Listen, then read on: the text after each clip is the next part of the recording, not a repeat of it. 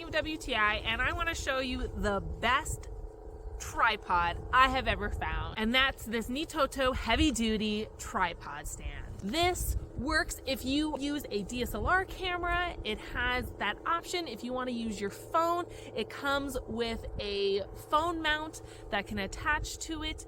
The piece that screws into the camera or the phone holder can be completely taken off of the tripod and adjusted to your liking. There were so many knobs that you can loosen and adjust. I loved how hefty it was and how tall it could get. This is perfect if you are into taking photography on the go, if you're going on kind of rough terrains. This thing can handle it. I went hiking in the sand dunes. It was so easy to set up, so stable. You can take beautiful pictures of nature. And the biggest thing that I wanted this tripod for was for night photography, allowing to take light that it needs and not to move. It has a strap that you can grab. It comes with a great carry case. Make sure you put the feet part in first, because then it'll fit just right with all of its extra tools.